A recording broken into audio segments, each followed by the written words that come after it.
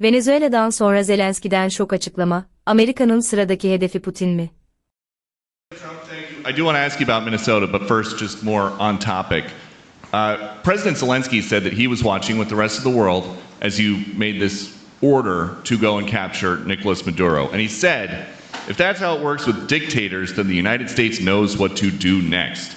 Sounds like he wants you to go and capture Vladimir Putin. Would you ever order a mission to go and capture Vladimir Putin? Well, I don't think it's going to be necessary. I think we're going to have I've always had a great relationship with him. I'm very disappointed. I settled 8 wars. I thought this would be in the middle of the pack or maybe one of the easier ones.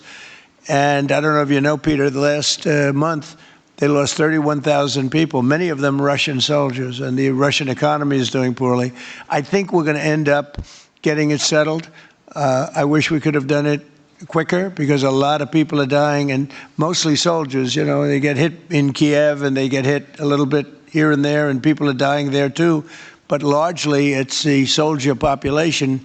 When you have 30,000, 31,000 soldiers dying in a period of a month, 27,000 the month before, 26,000 the month before that, that's bad stuff. So as you know, President Biden gave $350 billion to Ukraine to fight, and we would never get that back, although I did make a rare earth deal to get it back, so we will be getting it back, but shouldn't have done that.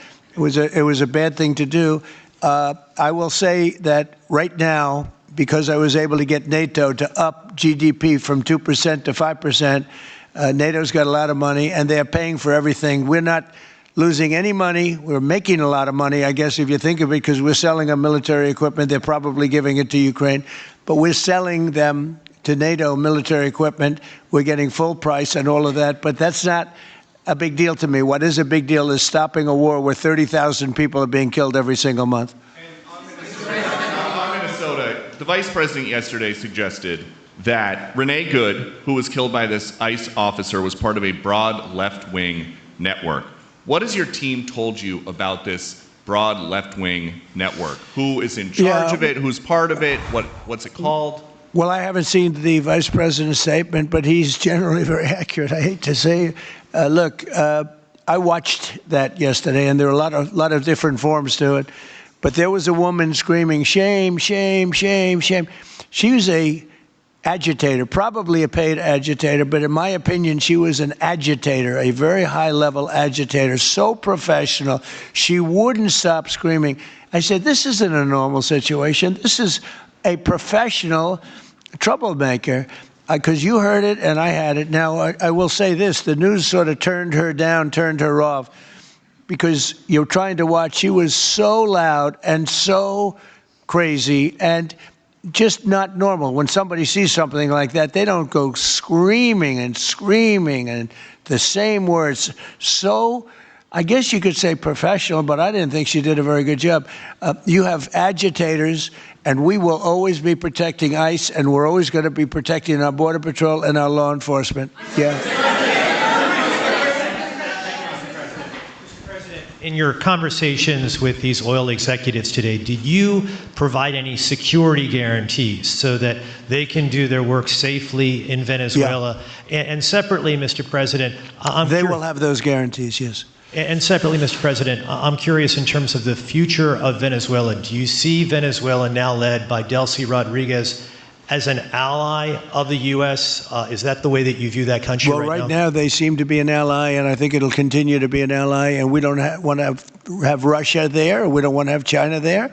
And by the way, we don't want Russia or China going to Greenland, which if we don't take Greenland, you're going to have Russia or China as your next door neighbor. That's not going to happen.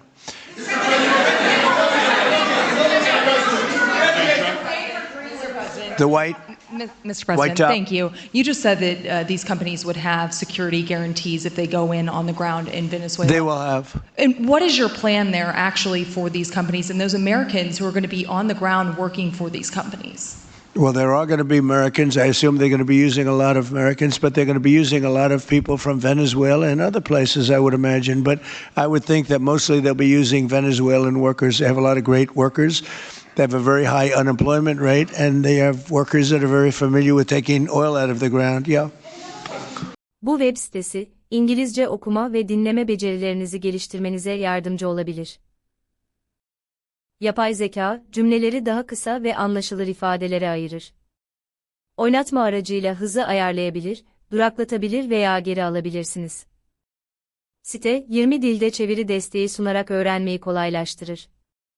Tarayıcınıza enknest.com yazmanız yeterli, hemen deneyin.